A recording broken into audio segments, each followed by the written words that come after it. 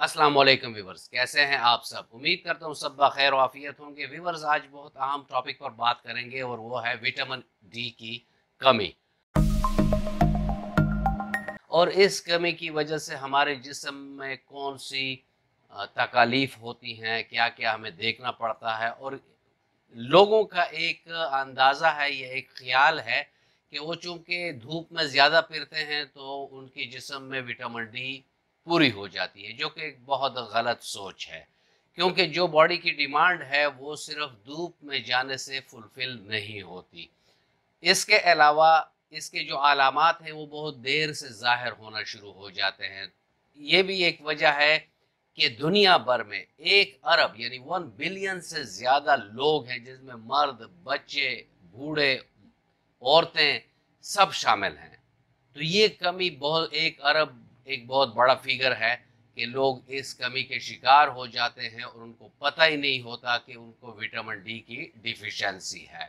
Viewers, इस पर आज बात करेंगे, लेकिन अगर आप मेरे चैनल पर नए हैं और अभी तक आपने चैनल को सब्सक्राइब नहीं किया तो चैनल को सब्सक्राइब कर दें और बेल आइकन दबा दें, ताकि इस तरह की मुफीद वीडियोस आप लोगों को वक्तन फवक्तन मिलती रहें। व्यूअर्स, विटामिन डी जो है ये कुदरत की तरफ से सूरज के ज़रिए जो हमारे जिस्म के अंदर कुछ एलिमेंट्स हैं स्किन के नीचे, उस पर जब धूप लगती है तो वो अपनी फॉर्म चेंज करके लिवर में चले जाते हैं, वहाँ उस पर काम होता है और किडनी में आ जाते हैं उसके बाद। और उसके बाद ये एक्टिव फॉर्म में जिस्म में खून के ज़रिए फैल जाती है। जब फैल जाती है तो इससे हमारे जिस्म के बहुत फंक्शन जो होती हैं, जिसमें बिलखसूस कैल्शियम की एब्जॉर्प्शन है। और कैल्शियम की सही एब्जॉर्प्शन अगर होती है तो हमारी हड्डियाँ, हमारे दांत, हमारे बाल, ये तमाम चीज़ें बहुत ज़्यादा ताकत में होती हैं, यानी सेहतमंद हालत में होती हैं।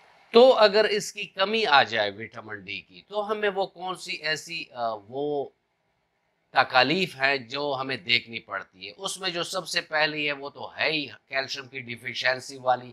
तो जैसे ही हमारे जिस्म में कैल्शियम की एब्जॉर्प्शन सही नहीं होगी तो हमारी हड्डियां कमज़ोर होंगी, हमारी रीढ़ की हड्डी कमज़ोर होगी, हमारे कमर में दर्द होगा, हमारे घुटनों में दर्द होगा, बहुत आसानी से हमारी हड्डियां टूटेंगी, यानी उसमें फ्रैक्चर्स आएंगी। बच्चों में अगर आ जाए तो उनकी हड्डियां नरम पड़ जाती हैं, जैसे रैकेट्स की बीमारी है।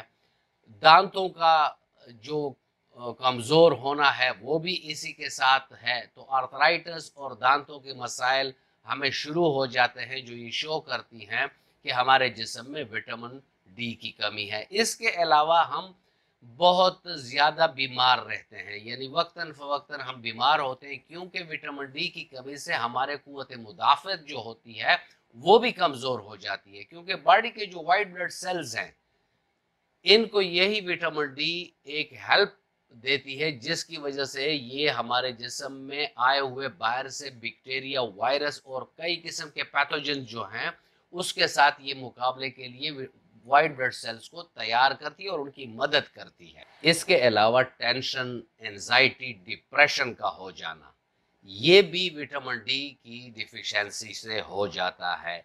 इसके अलावा हमारे बाल जो हैं वो रूखे हो जाते हैं, बेरौनक हो जाते हैं और वो बहुत तेज़ी से गिरना शुरू हो जाते हैं।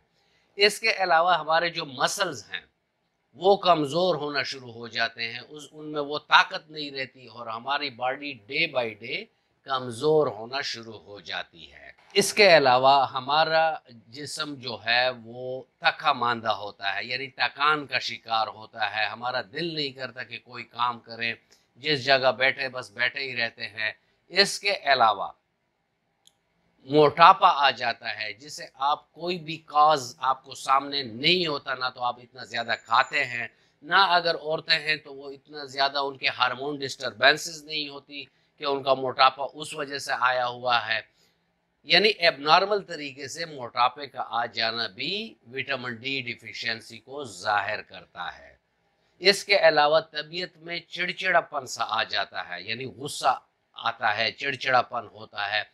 इसके अलावा मर्दों में जिनसी तौर पर कमजोरी का आ जाना, ये भी विटामिन डी की कमी की वजह से हो जाता है। अब हम चलते हैं और देखते हैं कि डेली हमें कितना विटामिन डी चाहिए होता है कि अगर वो हम नॉर्मली लें तो हमारे जिस्म में विटामिन डी की कमी नहीं होती। बच्चों में जो 12 साल तक की उम्र जिन बच्चों की होती है तो उनको 400 इंटरनेशनल यूनिट्स जो हैं वो डेली विटामिन डी की ज़रूरत होती है।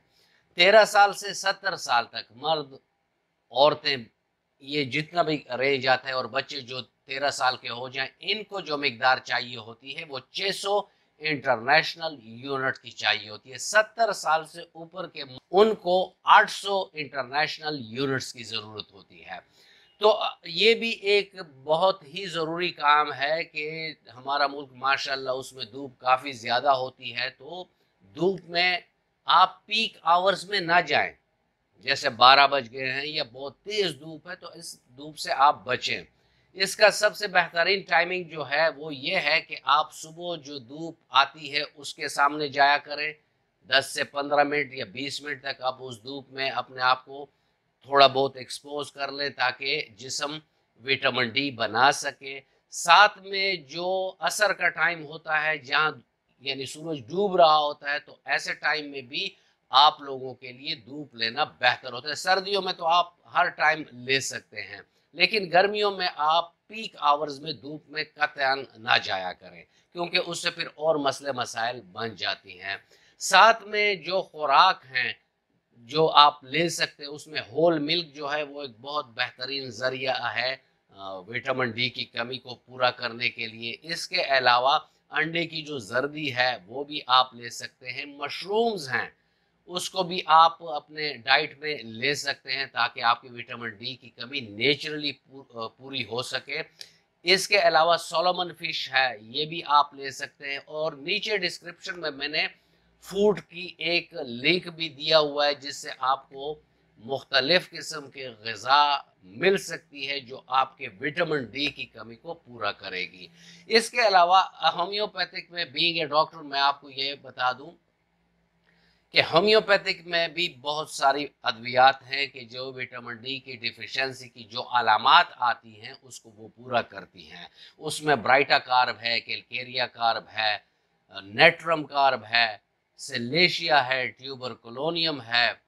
यानी आप होम्योपैथिक में भी आपको काफ़ी सारी अद्वियात, अगर आपके अलामात विटामिन डी वाली जो ज़्यादा प्रोमिनेंट है यानी जो बहुत ज़ाहिर में वो आपको कमी लग रही है या नज़र आ रही है या आपको महसूस हो रही है, तो उसकी कमी के मुताबिक आप डाइट, सनलाइट और उसके साथ आप होम्योपैथिक की मेडिसिन भी यूज़ कर सकते हैं। व्यूअर्स, ये था आज का टॉपिक और मैं उम्मीद करता हूं कि आपको अच्छा लगा होगा। अगर आपको अच्छा लगा है तो वीडियो को ज़रूर लाइक कर दीजिएगा और फ्रेंड एंड फैमिली मेम्बर्स के साथ इसको ज़रूर शेयर करें। मिलते हैं किसी ऐसी ही अच्छी वीडियो में, तब तक के लिए इजाज़त। अल्लाह हाफिज़।